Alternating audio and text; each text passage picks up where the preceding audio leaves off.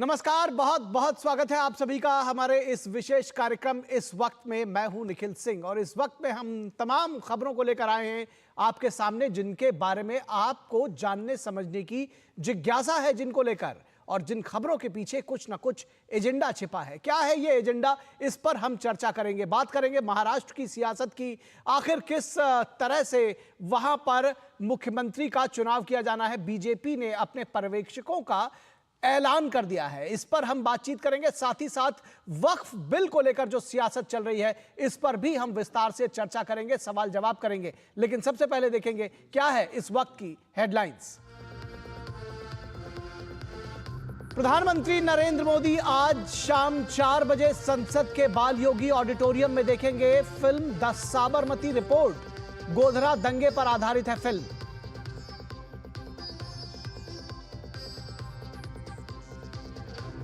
अदानी समेत कई मुद्दों पर विपक्ष का संसद में आज भी हंगामा। दोनों सदनों की कार्यवाही कल तक के लिए स्थगित।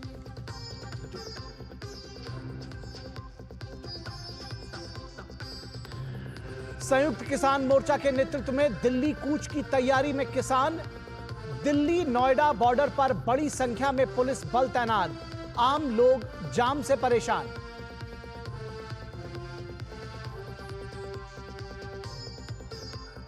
वक्फ को लेकर सियासत जारी। पश्चिम बंगाल विधानसभा में वक्फ बिल के खिलाफ प्रस्ताव और चर्चा। तो कर्नाटक में विधानसभा सत्र के बीच वक्फ के विरोध में किसानों का जबरदस्त विरोध। आंध्र प्रदेश सरकार ने पुरानी सरकार के आदेश को खारिज करते हुए राज्य में वक्फ बोर्ड को किया निरस्त।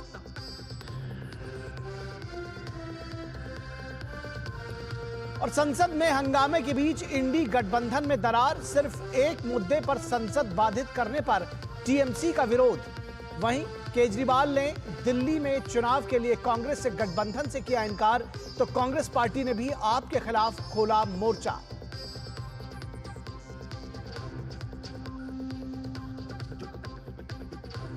और बांग्लादेश में अल्पसंख्यकों और हिंदुओं पर अत्याचार के खिलाफ देश भर में आक्रोश। दिल्ली से मुंबई तक बांग्लादेश सरकार के खिलाफ विरोध प्रदर्शन।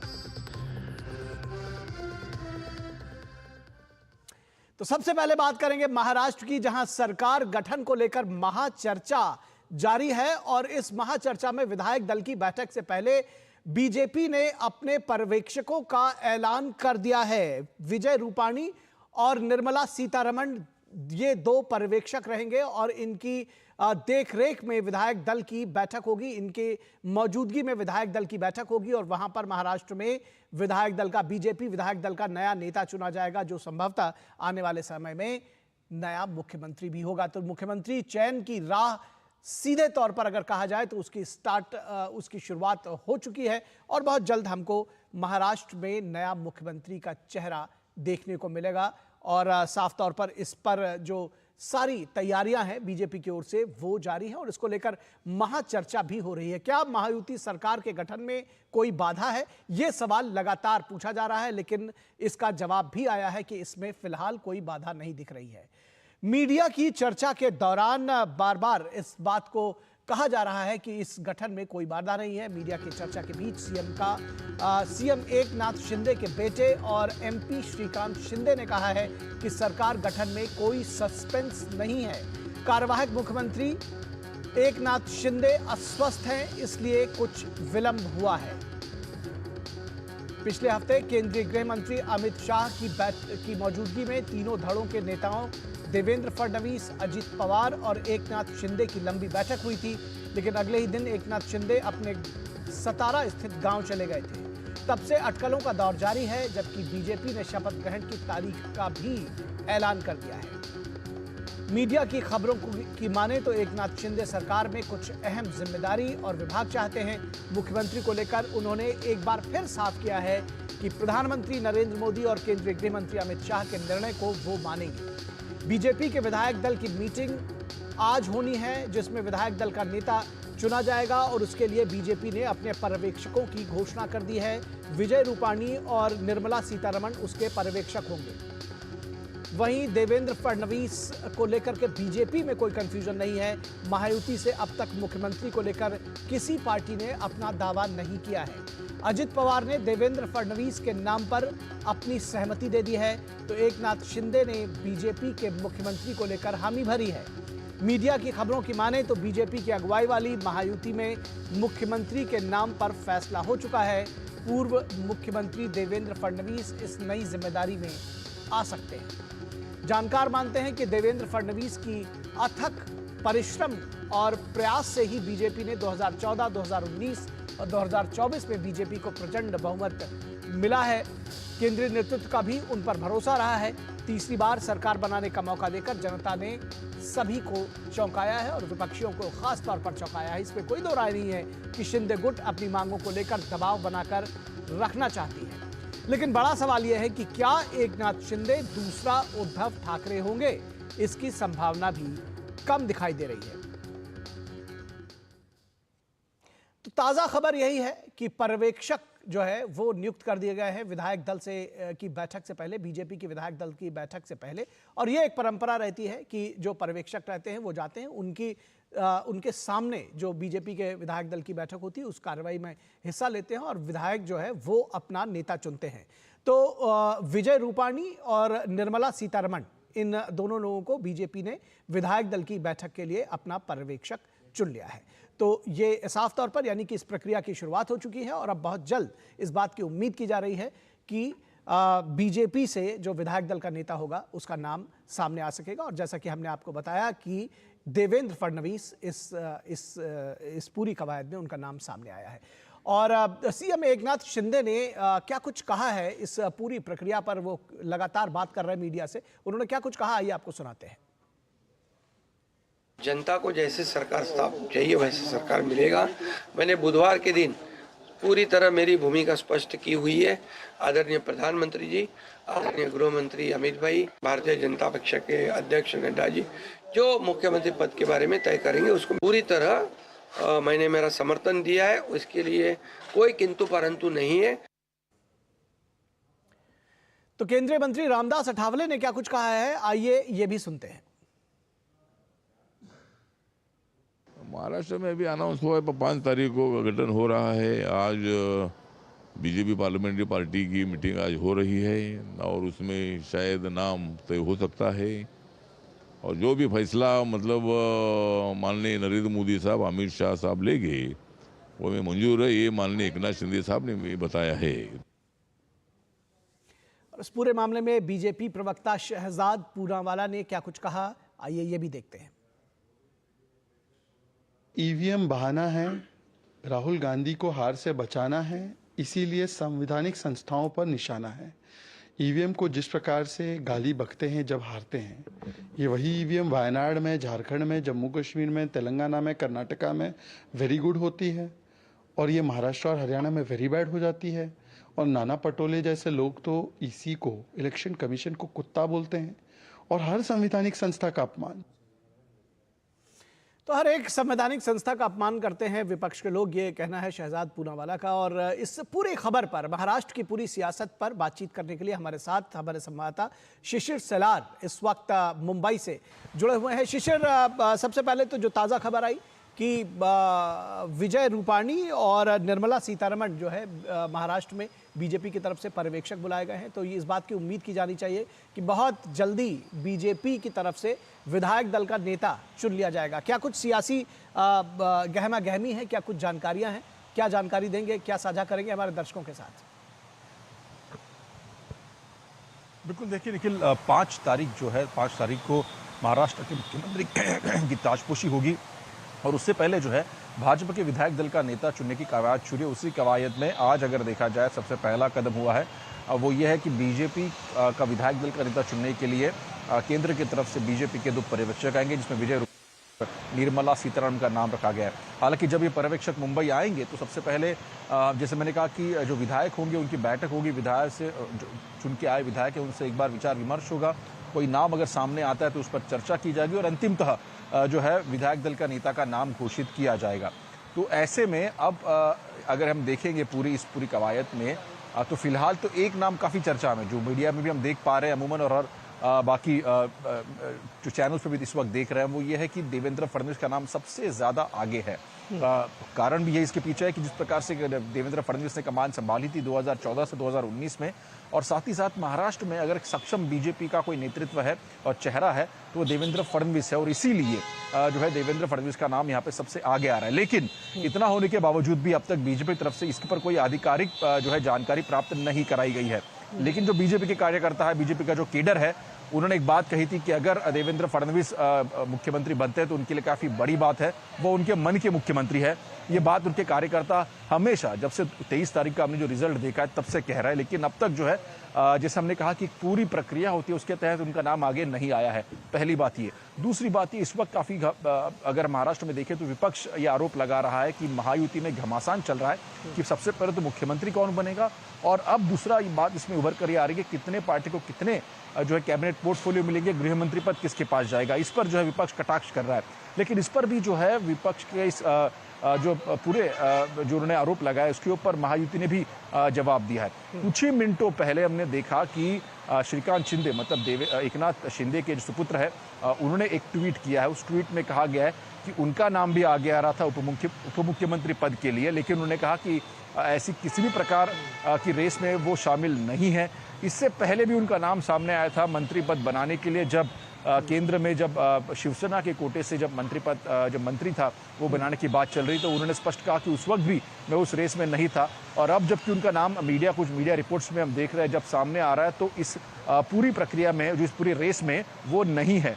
तो ऐसे में अगर देखा जाए तो ये सब कुछ चीजें जो है खास तौर पर कि किस प्रकार से कैबिनेट एक्सपेंशन होगा, गृह मंत्री पद किसको मिलेगा, मुख्यमंत्री कौन होगा, इस पर अगर देखा जाए तो इससे पहले की मीटिंग में मतलब अगर हम देखें तो एकनाथ शिंदे, देवेंद्र फडणवीस और अजित पवार दिल्ली में गए थे। दिल्ली में उनके अमित शाह, जेपी नड्डा के साथ एक पूरी मुलाकात हुई, चर्चा भी हुई, और उसके बाद एकनाथ शिंदे ने कहा कि अब सबसे महत्वपूर्ण बात है कि विधायक दल का नेता बीजेपी चुने, और उसके बाद विधायक दल का नेता चुनने के बाद जो है ये तीनों जो विधायक दल के नेता है, मतलब शिवसेना के विधायक दल के नेता एकनाथ शिंदे, अजित पवार जो है एनसीपी के विधायक दल के नेता, और बीजेपी के विधायक दल के नेता एक बार बैठेंगे, तय करेंगे किस प्रकार से जो है कैबिनेट का डिस्ट्रीब्यूशन हो। उसके बाद मुख्यमंत्री पद का भी नाम सामने आएगा और सभी चर्चा जो है अंतिमतः सामने आ जाएगी। ये मुख्यमंत्री का भी कहना है। जब कल उन्होंने मीडिया से बात की तब उन्होंने ये बात स्पष्ट की थी। तो ऐसे में गहमागहमी इस बात पर थी कि मुख्यमंत्री कौन बनेगा। अब जबकि मुख्यमंत्री कौन बनेगा ये अगर देखा जाए तो लगभग तय ही है। तो दूसरा महत्वपूर्ण सवाल है कैबिनेट में किस प्रकार से जो है डिस्ट्रीब्यूशन किया जाएगा।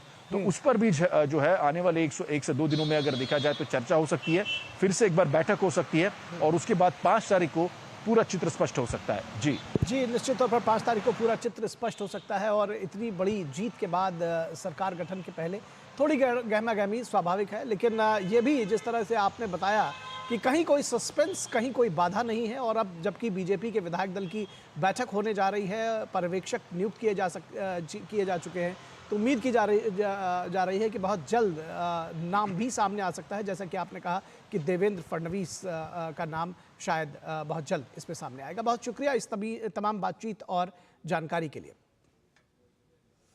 और यहाँ रुकेंगे एक छोटे से ब्रेक के लिए, और ब्रेक के बाद जब वापस लौटेंगे तो बात करेंगे कि किस तरह से वक्फ को लेकर के देश भर में एक नई सियासत छिड़ गई है। आपके घर के खाने में रेस्टोरेंट जैसा स्वाद ले आए MDH का शाही पनीर मसाला। पनीर को क्या मस्त बना डाला। This is no ordinary sky. This is where legends are born. Space transition. In the vast expanse above, the Indian Air Force reigns. Unseen, unstoppable, unmatched. Join the Indian Air Force to be a cut above. जब धरती चीर कर निकलता है लोहे का पत्थर और मिलता है मोंगिया के जोश से, फिर तपता है, पिघलता है और बनता है फौलाद। अब होता है सरिया सारी खूबियों के साथ। मोंगिया स्टील, मजबूत देश का मजबूत सरिया। छोटे थे तो माँ प्यार से मूर्ख बुलाती थी, मूर्खानंद। और ये तो सच में मूर्ख समझते हैं। कस्टम डिपार्टमेंट वाले बन के कॉल कर रहे हैं और कह रहे हैं कि आपके पार्सल से ड्रग्स पकड़ा गया। सब समझते हैं, पहले डराएंगे फिर कहेंगे पैसे ट्रांसफर करो। अब प्यार से चाहे जो बुला लो, पर मैं मूर्ख नहीं हूं, याद रहे। यूपीआई सेफ है। यदि आपको भी कोई इस तरह डराना चाहे तो उसे कहो मैं मूर्ख नहीं हूं। मुथूट फाइनेंस, इंडिया का number 1 most trusted financial services brand. Gold loan लेने के लिए कॉल करें 1-800-313-1212। ब्रेक के बाद एक बार फिर आप सभी का स्वागत है और अब बात करेंगे वक्फ बोर्ड को लेकर जारी सियासत की। आखिर वोट बैंक की ये सियासत कहां तक लेकर जाएगी, इस पर भी हम विस्तार से चर्चा करेंगे। केंद्र सरकार के वक्फ बोर्ड संशोधन विधेयक के खिलाफ पश्चिम बंगाल विधानसभा में टीएमसी सरकार एक प्रस्ताव लाई है। विधानसभा में नियम 167 के तहत इस बिल के खिलाफ 2 दिनों की चर्चा होनी है। ममता बनर्जी सरकार का मानना है कि वक्फ बिल विभाजनकारी है। इस बीच वक्फ पैनल के मेंबर और टीएमसी सांसद कल्याण बनर्जी ने कहा है कि मुसलमान जहां नमाज पढ़ते हैं वो जमीन ऑटोमेटिकली वक्फ की हो जाती है। बीजेपी ने इस पर कड़ी प्रतिक्रिया दी है। कहा है कि मुसलमान रेलवे ट्रैक पर, सड़क, एयरपोर्ट, पार्क और अन्य सार्वजनिक जगहों पर कहीं भी नमाज पढ़ें तो क्या वो ये सब वक्फ का हो जाना चाहिए। जेपीसी अध्यक्ष जगदम्बिका पाल ने कल्याण बनर्जी के वक्तव्य का कड़ा विरोध किया है। स्टैंडिंग कमेटी के एक सीनियर मेंबर को जेपीसी के बाहर ऐसा बयान नहीं देना चाहिए, यह कहना है जगदम्बिका पाल का। ममता बनर्जी ने इस बीच कहा है कि वक्फ संशोधन बिल धर्मनिरपेक्षता के खिलाफ है, ये एंटी सेकुलर है, ये कहती ममता बनर्जी। इससे मुसलमानों के अधिकार छिन जाएंगे। जाहिर है एक कदम आगे बढ़कर वो इसके खिलाफ एक प्रस्ताव लेकर आई हैं। लेकिन वोट बैंक की इस सियासत से दूर आंध्र प्रदेश सरकार ने एक आदेश जारी करते हुए राज्य के वक्फ बोर्ड गठन को रद्द कर दिया है। सरकार का दावा है कि मार्च 2023 में से ही वक्फ बोर्ड निष्क्रिय पड़ा हुआ था और ऐसे में इसमें कोई कामकाज नहीं हुआ था और इसलिए पूर्व सरकार के जियो को निरस्त करना पड़ा है। सवाल यह है कि ममता बनर्जी ने केरल विधानसभा ने भी वक्फ बिल के खिलाफ एक प्रस्ताव पास किया था, लेकिन वही विजयन सरकार अब वक्फ बोर्ड के फैसले से नाराज है। सवाल यह है कि वक्फ बिल अगर एंटी सेकुलर है तो फिर कर्नाटक सरकार को वक्फ बोर्ड के नोटिस को रद्द क्यों करना पड़ा। केरल की विजयन सरकार को वक्फ बोर्ड के फैसले के खिलाफ जुडिशियल कमीशन बनाने का फैसला क्यों लेना पड़ा।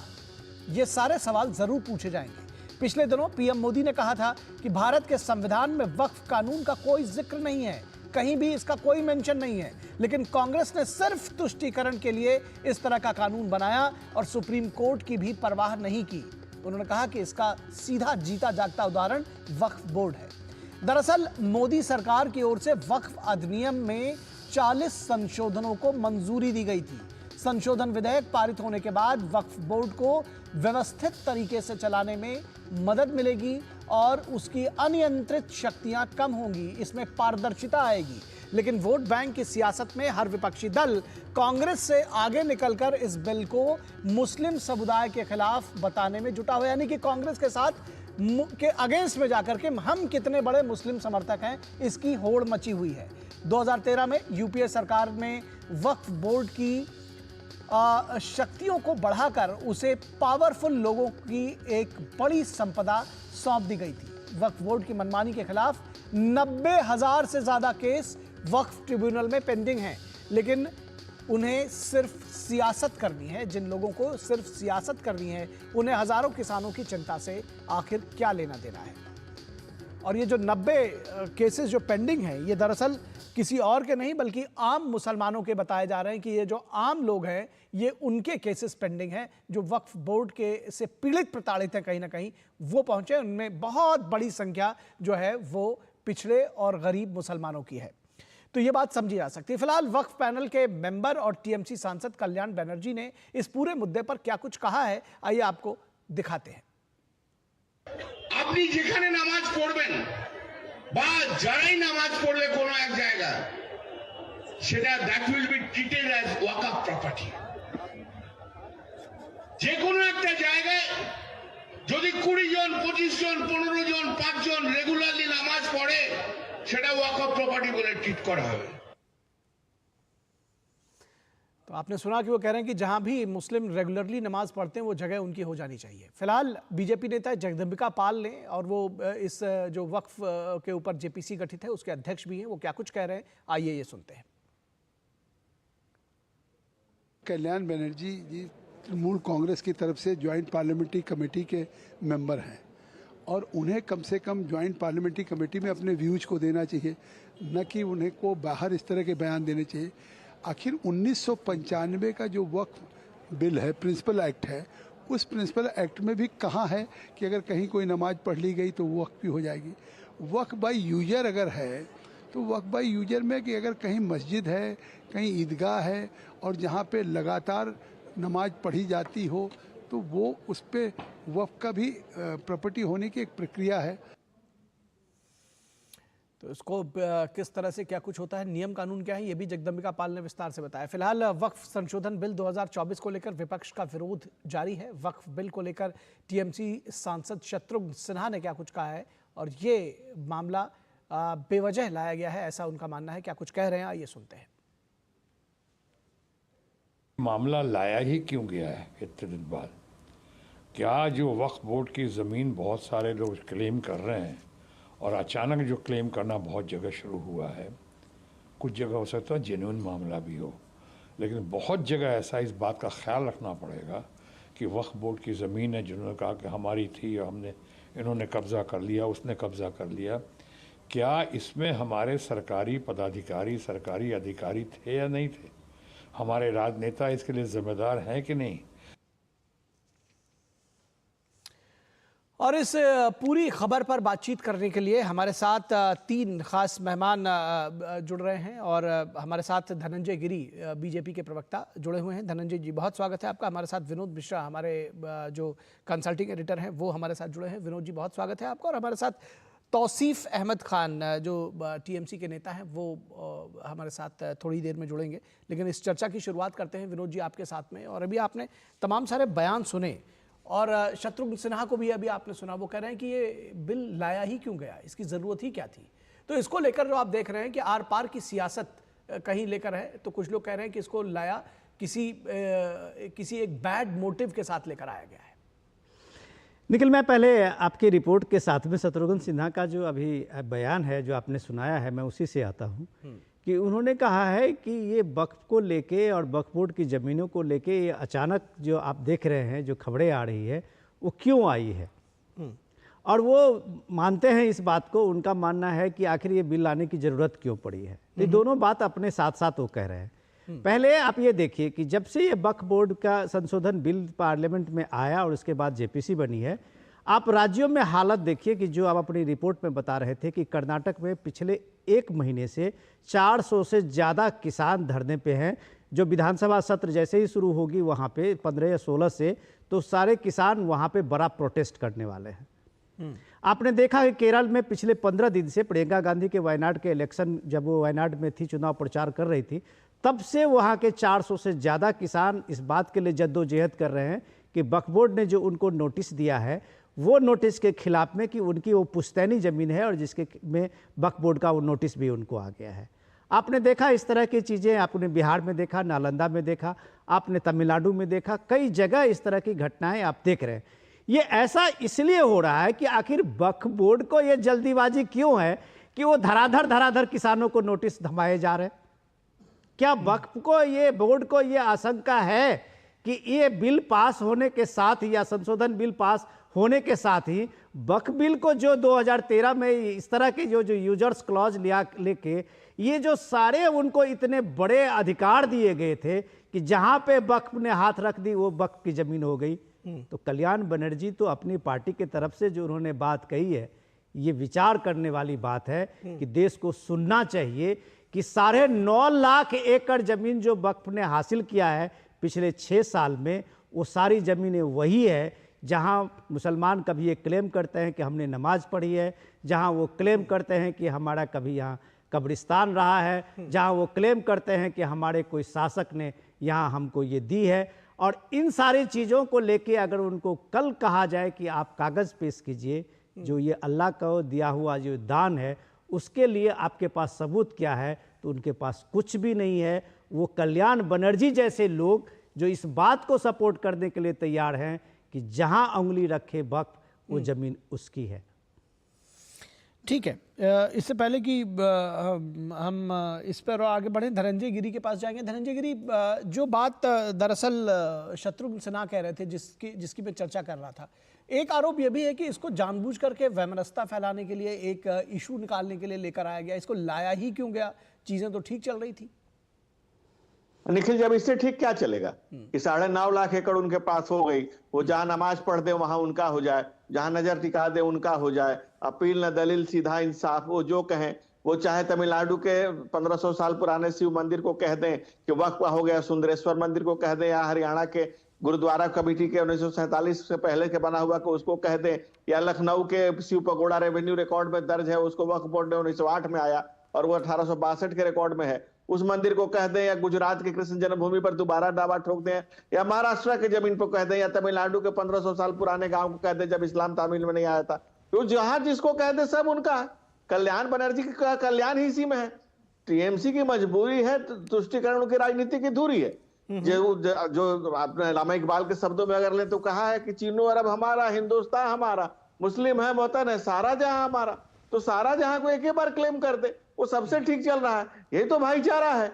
इससे बढ़िया भाईचारा, इससे अच्छा भाईचारा का एग्जाम्पल क्या मिलेगा कि वो आपको चारा बना के चबा जाए और आप भाई भाई कहते रहिए। इससे बढ़िया, इससे ठीक तो बिल्कुल चल रहा था कि जब कांग्रेस ने 2013 में 178 प्रॉपर्टी उनको दिल्ली में दे दी, आम आदमी पार्टी ने 101 करोड़ रुपया उनको दिया वक्फ बोर्ड को। तो वक्फ बोर्ड को आप जितनी मजबूती देते जाइए, जितनी ताकत देते जाइए, 9 राज्यों में हिंदू अल्पसंख्यक होते गए, 15 बांग्लादेश में क्या स्थिति हो गई है, पाकिस्तान में 15% 1.5% हो गए। इससे ठीक क्या चल रहा था? कांग्रेस ने मुल्क को बांटा किसके लिए? धर्म के नाम पर। जो टुकड़े दिए उससे उनको संतोष नहीं है, अब उनको पूरा चाहिए। एक नारा किसी ने, पुराना नारा है उनका। अब इससे ठीक क्या चल रहा था भाई? कांग्रेस ने उनके पास असीमित ताकत दिया, कहा कि मेरा कातिल ही मेरा मुंसिफ है, क्या मेरे हक में फैसला देगा? भाई जिसने आपकी जमीन पर झंडा गाड़ा उसी के पास जाकर एक हुजूर माई बाप ही तो अपने गलत गाड़ दिया है और आप ही को इंसाफ कर देना, आप हम पर रहम कीजिए। ये मुगल आक्रांताओं को, बलात्कारियों को, बर्बरों को की विरासत को अपने से पर सियासत चमकाने वाले लोग, ये देश की जनता माफ नहीं करेगी। ये देश उसको माफ करने नहीं जा रहा है। ये जो जब जच्चा जिहाद और ये वक्फ जिहाद और जिस तरह के फसाद चल रहे हैं, और ये टीएमसी क्या करने जा रही है? मुल्क के टुकड़े हो जाए चाहे जो हो जाए, सब कुछ मुसलमान को, मुल्क के ऊपर मुसलमान। ये सियासत में जो दौर शुरू हुआ है, ये देश के लिए, किसी भी राष्ट्र के लिए ठीक नहीं है। और ये जनता यहाँ की समझ गई है, यहाँ का आम जनमानस आज समझ गया है कि राजनीतिक दिशा की दिशा किस ओर लेके जा रही है, देश को किस सर्वनाश की ओर ढकेलने जा रही है। और हर जीवंत व्यक्ति का, हर स्वतंत्र चेतना के व्यक्ति की जिम्मेवारी बनती है कि वो किसी भी तरह के नाइंसाफी को रोके, किसी भी तरह के आने वाली नस्लें माफ नहीं करेंगी जिस ढंग से चीजें चल रही हैं। और कभी ममता बनर्जी ने पार्लियामेंट के फ्लोर ऑफ द हाउस पे कागज फेंक दिया था विधानसभा लोकसभा अध्यक्ष के मुंह पर, कि कहते हुए कि बांग्लादेशी घुसपैठी एक बहुत बड़ी समस्या है। लगातार ममता बनर्जी के स्टेटमेंट है। लेकिन आज ममता बनर्जी को चाहे बांग्लादेशी हो चाहे रोहिंग्या हो, उनको बसाए जा रही है। वो उनके वोट की पॉलिटिक्स हो गई है, उनकी पैठ कम हो गई है, घुसपैठ के सहारे वो सरकार चला रही है। और इस तरह से कल्याण, जानते हैं कि उनका कल्याण कहानी थे उनके भाई आम भी जयचंद और मीर जाफरों की नई श्रृंखला में कल्याण बनर्जी है। ऐसे तमाम छोटे राजनीतिक दल हैं, चाहे समाजवादी पार्टी हो चाहे आरजेडी हो चाहे कांग्रेस ने तो खुलेआम पहले से तुष्टिकरण को पहला पूरा तैयारी ही कर रखी है। तुष्टिकरण के नाम पर देश को ही कुर्बान कर रखा है। तो ये निखिल जी एक सोची समझी साजिश है, षड्यंत्र है। भारत को इस तरह से, एक तरह से समाज को बांटने, विखंडन करने का, भारत को किस जगह पे लेके जा रहे हैं, ये देश को देखना है, देश को समझना है, आम जनमानस को जानना है। इस देश के आने वाली पीढ़ियां कभी माफ नहीं करने जा रही हैं जो गलतियां कर रही हैं। अपने हिस्से की ईमानदारी हमको भी निभानी है, अपने हिस्से की ईमानदारी आपको भी निभानी है, सच के साथ खड़ा होना है। और हिंदू का दर्शन बहुत हो गया, दर्शन को बहुत समझा दिया गया। अब कृष्ण 99 गालियां सुनने के बाद सुदर्शन उठाते हैं। अब समाज को यह समझना है कि दर्शन का जितना दर्शन होना था हो गया। अब इस प्रदर्शन पर सुदर्शन ही उठ सकता है और इस प्रदर्शन का जवाब सुदर्शन से ही दिया जा सकता है। बिना न मारे जल्दी जड़ गए 3 दिन बीत, बोले राम सकोब तब भाई बिना हो ही न प्रीत। अब ये प्रीत तो इसके बिना नहीं होने वाली है। ये प्रीत ऐसे नहीं होने वाली है कि आप कुछ भी कहते रहे, कुछ भी करते रहे और हम भाईचारे के नाम पर कटते रहे, मरते रहे, अपनी जमीनें कुर्बान करते रहे। अरे बख्तियार खिलजी घोड़े पर लाद के लाया था, उसके बाप की जमीन थी, और अगर वो बख्तियार खिलजी के बाप की जमीन पर तुम्हारी दावेदारी है तो उसके पाप की भी दावेदारी करो, उसके जलाए हुए के किताब का हिसाब दो।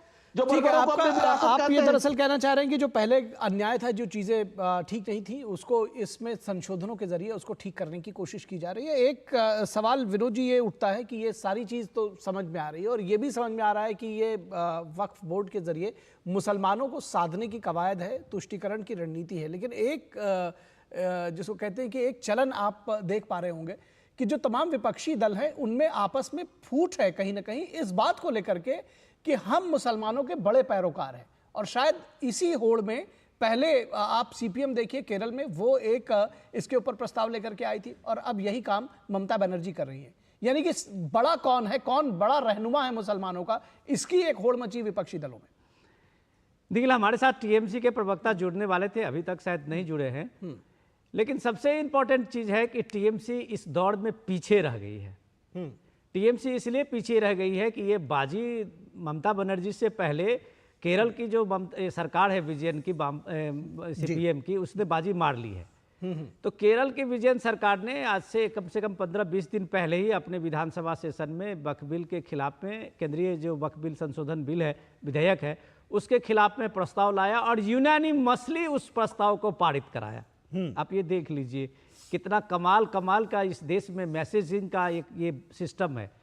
वक्फ से जबकि उनको कोई लेना देना नहीं है राज्य सरकारों को। वक्फ बोर्ड, जो केंद्रीय वक्फ बोर्ड और जो राज्यों के वक्फ बोर्ड है, उसके गठन से लेके उसके पावर और फंक्शनिंग का सारा चीज केंद्रीय कानून है, उसको लेके राज्य सरकार उसी के हिसाब से अपना वक्फ बोर्ड का गठन करता है। जो आपने एक खबर देखी होगी कि आंध्र प्रदेश सरकार ने वक्फ बोर्ड पूरी तरह से वहाँ पे डिजॉल्व कर दिया है और उसमें जो जगन मोहन रेड्डी की जो सरकार की जो उसमें जियो था, उसको भी एक तरह से अभी नायडू सरकार ने उसको निरस्त कर दिया है। तो अब सवाल ये है कि नायडू साहब को ये चिंता है कि जो राज्य का वक्फ बोर्ड है वो एक बेहतर फंक्शनिंग करे, एक ट्रांसपेरेंसी उसमें लाए, और इसलिए उन्होंने उस जियो को कैंसिल किया है और अपना एक नया वक्फ बोर्ड बनाने का उन्होंने इस दिशा में प्रयास शुरू किया है। राज्य का वो बनाना सरकार के जिम्मे है, राज्य सरकार की तरफ से है। अब सवाल ये है कि ममता बनर्जी इस बाजी में क्यों पीछे रह गई और ममता बनर्जी को क्यों लगा कि ये सीपीएम तो पहले से बाजी मार ली है और उसके बाद जो वोट बैंक की बात जब आप करते हैं उसमें नंबर कहीं सीपीएम का ज्यादा ना बढ़ जाए। क्योंकि इस तरह के प्रस्ताव का कोई अर्थ है नहीं वास्तव में, कोई अर्थ नहीं है। राज्य सरकार ये केंद्रीय कानून है और राज्य सरकार ये दिखाना चाहता है उस मैसेज को, उस मैसेज को कि ये वोट बैंक की पॉलिटिक्स में वो सबसे बड़े हितैषी है। और जब सीपीएम सरकार के, अब आप ये दुखद पहलू देखिए कि जैसे ही सीपीएम सरकार विधानसभा से यूनानिमसली उस बिल को पास कराती है और अगले 5-6 दिन के बाद वहां वक्फ बोर्ड, जो केरल वक्फ बोर्ड है, वो 400 किसानों को नोटिस पकड़ा देती है कि भाई ये वक्फ की जमीन है।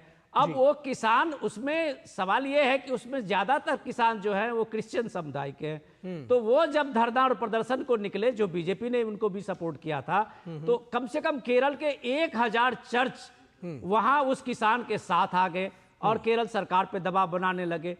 अब केरल सरकार की हालत यह है कि जो विधानसभा में इसके खिलाफ में बिल लाया था, प्रस्ताव पारित किया था, वही केरल सरकार अब वक्फ के निर्णय के खिलाफ में जुडिशियल कमीशन बैठा रही है।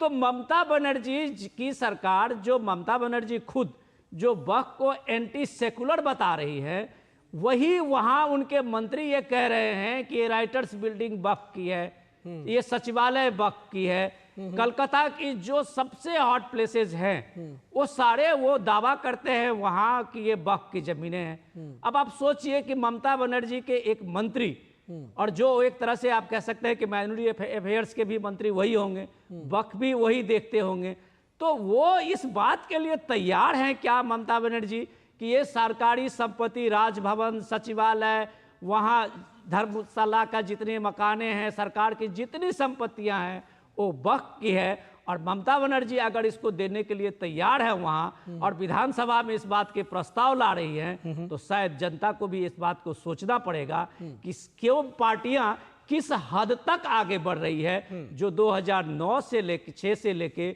9 और 13 में देश ने देखा कि कांग्रेस पार्टी किस तरह से एक हद से हद को पार करते हुए इस वक्त संशोधन पे लगातार कानून बनाते हुए आगे बढ़ी, वो काम आज ये सारे रीजनल पार्टियां कर रही है और उसके जड़ में सिर्फ वोट है और सिर्फ वोट बैंक है। ठीक है, इसके जड़ में सिर्फ वोट है, वोट बैंक है, ये बात है।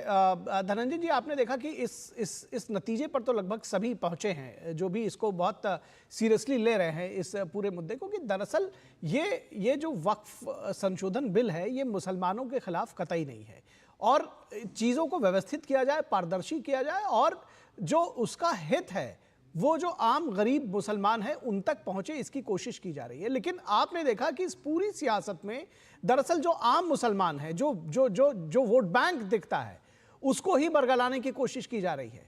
ऐसे में क्या आपको नहीं लगता कि बीजेपी का भी एक कहीं ना कहीं ये स्टैंड होना चाहिए, या आप लोगों की तरफ से एक अभियान चलाया जाना चाहिए जनता के बीच में, ताकि अवेयर किया जा सके कि दरअसल जो कुछ हो रहा है इस पर तो वोट बैंक हो ही रही है, आपका ही हित साधने की कोशिश हो रही है? नहीं, ऐसा है ना निखिल जी की आप देखिए लगभग 90,000 केसेस दर्ज हैं वक्फ बोर्ड के खिलाफ।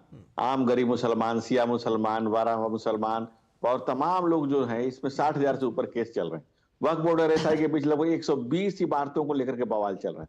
केरल में 400 किसानों ने वक्फ बोर्ड की मनमानी पर प्रोटेस्ट किया है। केरल में 1000 से अधिक ज्यादा चर्चों ने मोर्चा खोल रखा है। कोची के मछुआरों के गांव चेराई ने वक्फ बोर्ड को अपनी संपत्ति घोषित कर दिया। तमाम इमारतों को, तमाम जगहों को, और बताइए इसमें शामिल कौन है? चंद वो लोग हैं जो इस प्रॉपर्टी को अपने रेंट पे ले लेते हैं, उसको संविदा पे ले लेते हैं और उस पर रेंट लगा करके इसकी कमाई कर रहे हैं। ये वक्फ बोर्ड एक भू माफिया का फ्रंट एंड बन गया है, फ्रंट ऑर्गेनाइजेशन बन गया है। आप बताइए दुर्गा माता के मंदिर को कर्नाटक में, केरल के तमाम चर्चों को, तमिलनाडु के शिव मंदिर को, तमाम लखनऊ के मंदिर को, दिल्ली के दुर्गा मंदिर को, शमशान घाट को, कब्रिस्तान तो होता तो भला एक बात थी, शमशान घाट को, जहां मतलब क्या कोई ऐसी जगह नहीं जहां नजर पड़ी। कल्याण बनर्जी ठीक कह रहे हैं मोटे मोटे तौर पे कि भाई जहां नजर पड़े वही कर दो कि हमारा है, और तो पूरा बंगाल को ही वक्फ करने के लिए ममता बनर्जी बेचैन है, बेकरार है।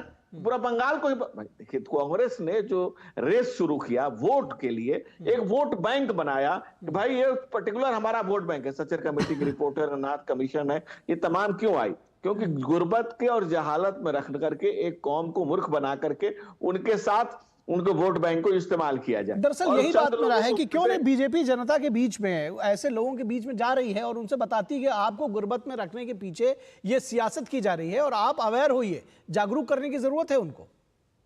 सवाल ये उठता है कि जहां पर कहा जा रहा है कि माई वे और हाईवे, जो गदीर के मैदान से जो तलवार ने हाथ और पैर से चलना शुरू किया, Yemen, Syria, Baghdad, Lebanon, Iran, Iraq, Jordan, Syria, Lebanon होते हुए वो अफगानिस्तान, पाकिस्तान और बांग्लादेश तक अगर वो सुनने को तैयार होता, अगर तो फिर क्या दिक्कत थी? फिर दुनिया में अमन, चैन, शांति रह पाती। लेकिन वहां पर पता है कि जहां फेनेटिक लोगों को ही सुना जाएगा, और इसलिए जब वो इसलिए हमारे मोदी जी कहते हैं कि एक हाथ में कंप्यूटर और एक हाथ में कुरान, ऐसा होना चाहिए। आप अमल को में लाइए, आप इल्म को अपने साथ अपनाइए। लेकिन जो लोग चाहते ही नहीं है कि इल्म में आए, अमल में आकर के मुकम्मल हो जाए, वो जो लोग नहीं चाहते हैं, जो चाहते हैं कि गुर्बत में रहें, ये हमारा वोट बैंक बनकर रहें, हमारी सियासत के जो इंजन चल रहा है उसमें ये कोयला डालते रहें, और इसीलिए ये लोग इस तरह के चीजों को प्रोत्साहन देते हैं। क्या ममता बनर्जी नहीं जानती हैं? क्या कल्याण बनर्जी नहीं जानते हैं? क्या कांग्रेस नहीं जानती है? क्या सपा या तमाम छोटे राजनीतिक दल नहीं जानते हैं? लेकिन सेकुलरिज्म का सूरमा बनना है, चैंपियन बनना है, ये कहना है, ये बताना है कि नहीं ठीक है, तुम जो कहो मुल्क को तुम्हारे पर कुर्बान कर देंगे, मुल्क के ऊपर हो तुम जो कहोगे वही कहेंगे, जो तुमको हो पसंद वही बात कहेंगे, तुम जिस जमीन को कहो वक्फ बोर्ड की जायदाद कहेंगे। तो ये जो सिलसिला शुरू हुआ है, ये सिलसिला बहुत खतरनाक है। दुनिया ने इसका उदाहरण देखा है, भारत भी इसका उदाहरण देख रहा है, और हम सबको सजग होकर के आम गरीब मुसलमान को ये बताने की जरूरत है भाई तुमको गुर्बत में रख करके तुम्हारे नाम पर जो रोटियां सेकी जा रही हैं, ये बताने की जरूरत है, आम आदमी तक पहुंचाने की जरूरत है, टेक्नोलॉजी तकनीक का उसमें इस्तेमाल करने की जरूरत है, उन तक बात को पहुंचाए कि भाई आपको फायदा क्या मिला। आपको मिला क्या वक्फ बोर्ड से? अगर 90% मुसलमान, 95% मुसलमान जिस तक ये चीज नहीं पहुंची है, वो जब ये बात को समझ जाएगा तो ये राजनीतिक रोटियां सेकना बंद हो जाएगा। ये जो तमाम तरह की कवायदे चल रही ये बंद हो जाएंगी। ये जो लोग, जिन लोगों के कारण में सज्जन कमेटी की रिपोर्ट आई, वो तमाम लोग जी बिल्कुल। और यही दरअसल मेरा कहना था कि बहुत सारे लोगों की जिनकी दुकानें बंद हो जाएंगी, बहुत सारे लोग जो ये वोट बैंक के लिए सियासत कर रहे हैं, ये बंद हो जाएगा। और कम से कम जो आम गरीब मुसलमान है जिसको गुर्बत में रखा गया है, वो भी समझेगा कि दरअसल उसके लिए क्या कुछ हो रहा है और ये जो बिल लाया जा रहा है ये दरअसल उसके फायदे के लिए है। बहुत शुक्रिया धनंजय जी इस तमाम बातचीत और जानकारी के लिए। विनोद मिश्रा जी आपका भी शुक्रिया। और यहां रुकेंगे एक छोटे से ब्रेक के लिए। ब्रेक के बाद जब वापस लौटेंगे तो बात करेंगे दिल्ली की सियासत की, बात करेंगे संसद में गतिरोध आखिर क्यों रहा है और किस तरह से इंडी गठबंधन में आपस में फूट पड़ती हुई दिख रही है। MDH का किचन किंग किचन में हो तो हम सब कुछ बना सकते हैं। बैंगन का भरता, आलू गोभी, भिंडी मसाला और भी बहुत कुछ। MDH मेरी पसंद, मेरी पसंद, मेरी पसंद, मेरी पसंद, हमारी पसंद, हम सबकी पसंद। मजबूत देश का मजबूत सरिया होंगे steel. Ahmedabad national book fair अब है अहमदाबाद इंटरनेशनल बुक फेस्टिवल, जहां है शब्द संसार, हजारों प्रकाशकों की लाखों पुस्तकें, creative writing workshop for children and youth, culinary literature stage, children film festival और सांस्कृतिक कार्यक्रम, साथ ही देश विदेश के प्रख्यात लेखकों से मिलने का मौका। River front event centre Ahmedabad 30 नवंबर से 8 दिसंबर रोजाना सुबह 11 बजे से शाम 9 बजे तक। Entry free. #AIBF 2024। ब्रेक के बाद एक बार फिर आप सभी का स्वागत है और अब हम बात संसद की कार्रवाई की भी करेंगे और साथ ही साथ विपक्षी गठबंधन की भी करेंगे, जिसकी शुरुआत हम साथ साथ हैं से शुरू हुई थी और अब हम आपके हैं कौन तक पहुंच चुका है। यानी कि एक दूसरे को पहचानने को राजी नहीं है, क्योंकि सियासी हित जो है वो टकरा रहे हैं, वोट बैंक जो है वो टकरा रहे हैं। अडानी समूह पर लगे आरोपों और संभल हिंसा समेत विभिन्न मुद्दों को लेकर संसद में विपक्षी सदस्यों के हंगामे के कारण अब तक संसद के दोनों सदन ठीक से चल नहीं पाए हैं। आज भी गतिरोध बरकरार रहा। लोकसभा और राज्यसभा की कार्यवाही कल तक के लिए स्थगित करनी पड़ी। दोनों ही सदनों में जनहित से जुड़े महत्वपूर्ण बिल पेश किए जाने हैं, लेकिन रोज ही शोर शराबे की वजह से कार्यवाही बाधित हो रही है। अडानी के मुद्दे पर कांग्रेस संसद सत्र को नहीं चलने दे रही है। हालांकि सत्र के दौरान इंडिया गठबंधन में फूट साफ देखने को मिल रही है। टीएमसी ने अडानी मामले से अलग रुख अपनाया है। टीएमसी सिर्फ एक मुद्दे पर संसद की कार्यवाही को बाधित करने के पक्ष में नहीं है। उसके नेताओं ने कहा है कि वे अडानी मुद्दे पर कांग्रेस के साथ विरोध में खड़े नहीं रहेंगे। आज विपक्ष की बैठक में भी टीएमसी ने हिस्सा नहीं लिया। टीएमसी ने कांग्रेस से अलग रहने की रणनीति अपनाई है। इंडी गठबंधन की फूट दिल्ली में भी साफ देखी जा सकती है। कुछ महीने पहले लोकसभा चुनावों में साथ मिलकर लड़े आम आदमी पार्टी और कांग्रेस की राहें आगामी विधानसभा चुनावों के लिए जुदा दिखाई दे रही हैं। अरविंद केजरीवाल ने दिल्ली में कांग्रेस से दूर रहकर अकेले चुनाव लड़ने का ऐलान किया है। तो ये वहीं कांग्रेस ने भी दिल्ली की सभी 70 सीटों पर न सिर्फ अलग चुनाव लड़ने का ऐलान किया, बल्कि दिल्ली न्याय यात्रा के जरिए पार्टी आप सरकार के 12 सालों के भ्रष्टाचार सहित कई नीतियों का विरोध कर जनता के बीच जा रही है।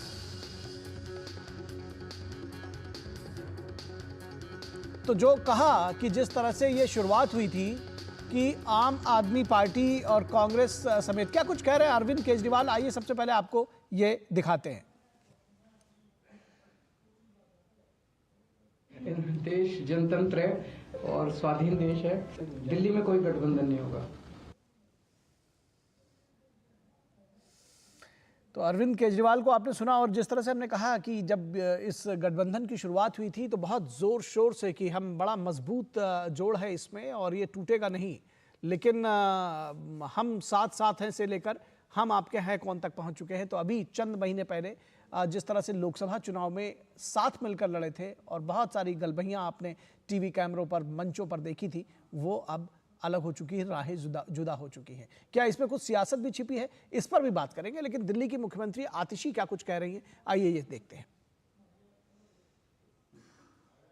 मुझे पता है कि गोविंदपुरी वालों के बढ़े हुए पानी के बिल आ रहे हैं, तो अरविंद केजरीवाल जी ने वादा किया है फिर से उनकी सरकार बना के भेजिए, सारे पानी के बिल माफ हो जाएंगे, किसी को पानी के बिल देने की जरूरत नहीं पड़ेगी। गजब हाल है। अब आप सोचिए कि ये दिल्ली की मुख्यमंत्री थी, पानी के बढ़े हुए बिल दिल्ली सरकार भेज रही है, ये कह रहे हैं कि अभी हम मुख्यमंत्री हैं, लेकिन कोई बात नहीं है, जब केजरीवाल जी को दोबारा मुख्यमंत्री चुन लिए जाएंगे तब ये बिल माफ हो जाएंगे। जनता समझदार है, इस बात की उम्मीद है। भाजपा नेता मनोज तिवारी ने कहा है कि जिस तरह लोकसभा में केजरीवाल जी को हराया था, उसी तरह से विधानसभा में भी हराएंगे। अरविंद केजरीवाल कांग्रेस से बिना समझौता किए और कांग्रेस के नेता जयराम रमेश कह रहे हैं कि सरकार की जिम्मेदारी है सदन चलाने की। जो संसद में गतिरोध है, इसको लेकर के भी बात हो रही है। वो कह रहे हैं कि ये सरकार की जिम्मेदारी है कि वो सदन चलाए। हम चाहते हैं, ये सरकार का काम है सदन चलाना। विपक्ष का काम क्या है? विपक्ष का काम, विपक्ष का कर्तव्य बनता है, विपक्ष का धर्म है कि जनता के मुद्दे उठाना, और सरकार का धर्म बनता है, सरकार की जिम्मेदारी बनती है कि वो सदन चलाए। तो बहुत सारी चीजें नई तरीके से परिभाषित हो रही है। ये सरकार का काम है कि वो सदन चलाए, विपक्ष का काम है कि वो उसमें गतिरोध करे, ये भी नहीं है। सरकार और विपक्ष दोनों मिलकर सरकार सदन चलाते हैं, दोनों की ही जिम्मेदारी होती है। इस बात को भी समझने की जरूरत है। फिलहाल इस पूरी खबर पर बातचीत करने के लिए हमारे साथ हमारे संवाददाता शैलेंद्र मिश्रा जुड़े हुए हैं और साथ ही साथ विनोद मिश्रा हमारे कंसल्टिंग एडिटर वो भी जुड़े हुए हैं। शैलेंद्र, सबसे पहले आपके पास आएंगे। जिस तरह से सदन की कार्यवाही बाधित हो रही है, संसद बाधित हो रहा है, क्या कुछ रणनीति अपनाई जा रही है? अभी आपने जयराम रमेश को सुना, वो कह रहे हैं कि सरकार की जिम्मेदारी है सदन चलाने की। तो फिलहाल सरकार जरूर कोशिश कर रही होगी कि सदन चले, लेकिन जिस तरह से सदन ना चलने देने के लिए अगर कोई किसी की मंशा ही है, विपक्ष की मंशा ही है कि नहीं चलने देंगे, आप चाहे कुछ भी करें, तो कैसे चलाया जाएगा? ये देखिए, अभी मैं आपको एक ब्रेकिंग न्यूज देता हूं कि जो सर्वदलीय बैठक हुई, लोकसभा अध्यक्ष ने फ्लोर लीडर्स की बैठक बुलाई थी। हम जानते हैं कि जब भी गतिरोध होता है तो एक पहल होती है लोकसभा अध्यक्ष की तरफ से या राज्यसभा के सभापति की तरफ से कि गतिरोध टूटे, सत्ता और विपक्ष के बीच एक सहमति बने। तो अभी जो बैठक हुई उसमें ये सहमति बन गई है कि कल से सुचारू रूप से सदन चलाया जाए, लोकसभा कल से चलेगी, ऐसा एक सहमति बनी है तमाम फ्लोर लीडर्स के बीच। और किरण रिजिजू जो संसदीय कार्य मंत्री हैं, उन्होंने मीडिया से बातचीत में बताया भी है कि संविधान पर जो चर्चा की मांग थी वो भी 2 दिन इसके लिए तय किए गए हैं। संविधान पर उस पर चर्चा भी होगी और कल से सदन सुचारू रूप से चलेगा। तो जो गतिरोध है वो अब खत्म हो गया है कल से, जैसा कि अब एक सहमति सी बन गई है। लेकिन आज हमने देखा उससे पहले आज भी वही नजर आ रहा जो पिछले हफ्ते 4 दिन देखने को मिला था लोकसभा और राज्यसभा में। उसके बाद आज जब दिन भर के लिए कार्रवाई स्थगित हुई तो लोकसभा अध्यक्ष ने दोपहर बाद फ्लोर लीडर्स की बैठक बुलाई थी, जिसमें तकरीबन सभी प्रमुख दलों के नेता, सत्ता पक्ष और विपक्ष के जो प्रमुख दल हैं उनके जो फ्लोर लीडर्स हैं, जो नेता में उन पार्टियों के जो नेता हैं जो नुमाइंदगी करते हैं सदन के अंदर, उन्हें बुलाया गया था और उसमें तमाम बिंदुओं पर चर्चा हुई कि क्या कुछ विपक्ष चाहता है, किन मुद्दों पर चर्चा चाहता है। तो एक सहमति बन गई है, कल से लोकसभा सुचारू रूप से चलेगी, ऐसा फैसला हुआ है, एक सहमति बन गई है। और जिन मुद्दों पर चर्चा विपक्ष चाहता है वो भी एक समय निर्धारित कर दिया गया है कि विपक्ष उस पर चर्चा करे, क्योंकि सरकार पहले भी ये कह रही थी कि किसी भी मुद्दे पर उसे चर्चा को लेकर कोई ऐतराज नहीं है। जी बिल्कुल, तो ये एक अच्छी खबर आपने दी है कि सदन आगे चलेगा। दिल्ली की सियासत पर भी आपसे बातचीत करेंगे कि जिस तरह से साथ साथ चलने से लेकर अब राहें जुदा हो रही हैं, उस पर भी आपसे बात करेंगे। लेकिन यहाँ पर विनोद मिश्रा जी को जोड़ेंगे। विनोद मिश्रा जी, आपने अभी देखा कि किस तरह से ये जो सारी सियासत है, एक गतिरोध कहीं ना कहीं जो संसद में देखने में मिला, उसमें भी आपस में रिफ्ट देखने को मिल रहा है, चाहे वो टीएमसी की बात हो या दूसरी पार्टियां हैं कांग्रेस और टीएमसी के बीच में। और अब दिल्ली की जो सियासत है उसमें आम आदमी पार्टी और कांग्रेस एक दूसरे के आमने सामने खड़ी दिखाई दे रही है। कैसे आकलन करेंगे इस सियासत का? निखिल, आपकी रिपोर्ट में आपने जो जयराम रमेश जी को भी सुनाया था, तो अब जयराम रमेश जी जो बात कह रहे हैं, मुझे लगता है कि वो इस बात को जान रहे हैं कि देश में इसका मैसेज गलत जा रहा है। जी, क्योंकि वो जिस तरीके से लगातार संसद की जो कार्रवाई है उसको लगातार स्थगित करवा रहे हैं और ये हो हंगामा करके और एक तरह से अपना पावर दिखा रहे हैं कि विपक्ष की एकता की ये चट्टानी एकता के कारण ऐसा हो रहा है। दरअसल ऐसा हो नहीं रहा है।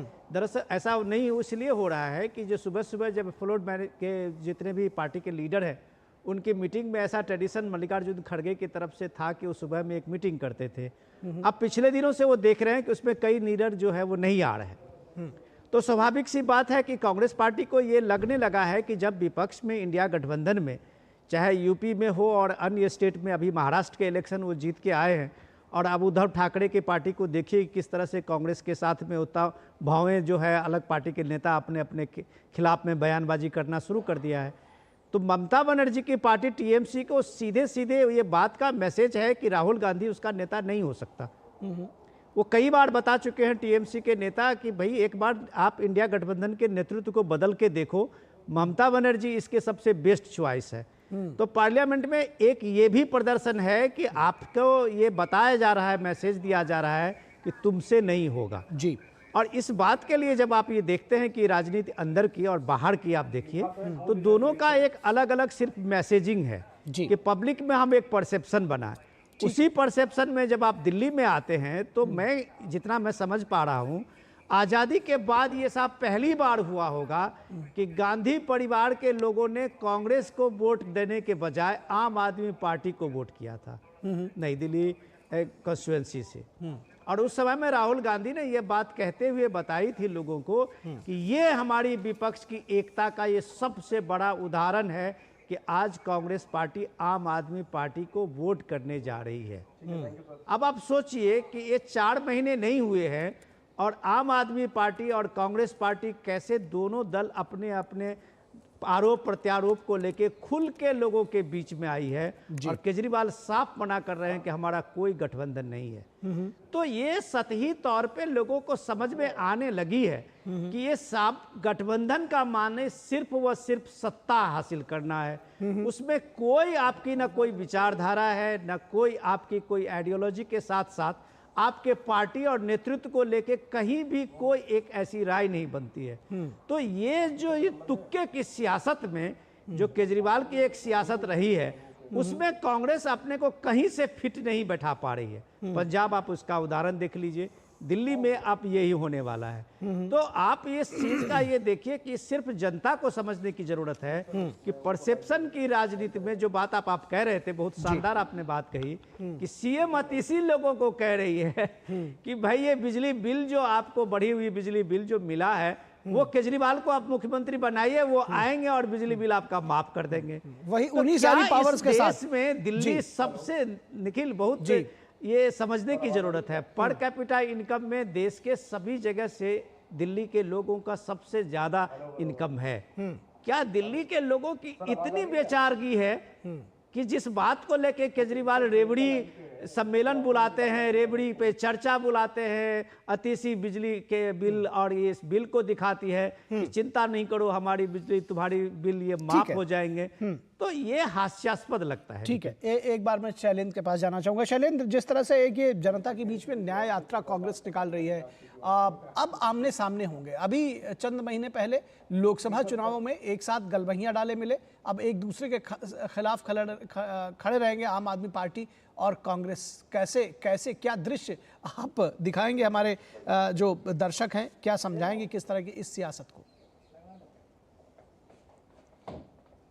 देखिए, लोकसभा में हमने देखा था कि आम आदमी पार्टी और कांग्रेस साथ खड़े थे और कहीं साथ हरियाणा नहीं भी खड़े थे। एक चीज इसमें जोड़ दूं, ममता बनर्जी के साथ भी आप देख चुके हैं, उसी पे मैं आ रहा था। एक चीज जोड़ दूं, ये हरियाणा का हिसाब बैलेंस तो नहीं कर रहे हैं केजरीवाल? तो वही मैं कह रहा था कि लोकसभा में भी देखें तो आप कुछ राज्यों में ऐसा लग रहा था कि नोरा कश्ती है और वहाँ आम आदमी पार्टी जगह नहीं देना चाहती थी पंजाब जैसे जगह राज्यों में कांग्रेस पार्टी को, और हरियाणा में आपने देखा कि क्या कुछ हुआ। और अब दिल्ली में बहुत स्पष्ट है कि आम आदमी पार्टी और कांग्रेस का गठबंधन नहीं होने जा रहा है। तो ये दिखाता है कि ये दोनों दल ऐसे तो कोशिश करते हैं कि बीजेपी के खिलाफ वो इंडी गठबंधन वो एक जैसा दिखने की कोशिश करे, लेकिन जब बारी आती है दिल्ली में सीट समझौते की, तब वहाँ आम आदमी पार्टी मुकर जाती है, या फिर जब हरियाणा में बारी आती है कांग्रेस की तब वो वहाँ मुकर जाती है। तो फिर खुद में आपस में प्रतिस्पर्धा भी है और साथ रहना भी है। तो ये किस तरह की सियासत है, ये जनता बेहतर समझती होगी कांग्रेस की और आम आदमी पार्टी की, क्योंकि कई मुद्दों पर हम देखते हैं कि सदन के अंदर प्रतिस्पर्धा देखने को मिलती है। टीएमसी में भी, आम आदमी पार्टी में भी, कांग्रेस से इतर वो कुछ मुद्दे उठाते हैं। टीएमसी के एक सांसद ने तो राज्यसभा में चिट्ठी भी लिख दी कि उनको उनकी जो चेयर है वो थोड़ी जो उनका जो बैठने का स्थान है वो बाकी टीएमसी सांसदों के पास कर दिया जाए। लोकसभा में भी ये इस तरह की चर्चा है मीडिया में, और कुछ टीएमसी सांसदों ने कहा है कि वो उनके जितने सांसद हों एक साथ बैठें तो बेहतर होगा। तो क्या कांग्रेस से दूरी दिखाने की भी एक तरह से संकेत चल रहा है? क्योंकि ममता बनर्जी कई मुद्दों पर देखें तो कांग्रेस पार्टी से इतर बयान देती रही है, और सदन के आप देखें इस वक्त जब शीतकालीन सत्र चल रहा है तो बैठक में ना जाना और ये कहना कि हाँ नहीं सत्र चलना चाहिए, अंदर बातचीत होनी चाहिए, चर्चा होनी चाहिए। तो टीएमसी का रुख पहले दिन से थोड़ा सा अलग रहा है कांग्रेस पार्टी के मुकाबले। और अब आप आम आदमी पार्टी की बात कर रहे हैं, वो दिल्ली में कोई स्पेस कांग्रेस पार्टी के लिए छोड़ना नहीं चाहती। तो फिर कांग्रेस और आम आदमी पार्टी का कैसा रिश्ता है? जनता ये सवाल जरूर पूछ रही है और देख भी रही है। जी, निश्चित तौर पर ये सवाल पूछ रही है और देख भी रही है। बहुत सही और सटीक बात कही आपने शैलेंद्र, और जिसको कहते हैं ना कि कहीं रहीम कैसे निभाए केर बेर के संग, वाह डोलत रस आपने जाके फाटत अंग। तो कैसे साथ साथ चलेंगे ये जनता देख रही है और अभी तक उसने देखा भी है। बहुत शुक्रिया इस तमाम बातचीत और जानकारी के लिए शैलेंद्र आपका और विनोद जी आपका। तो इस वक्त के इस अंक में बस इतना ही। हमारी पूरी टीम को दीजिए इजाजत। नमस्कार।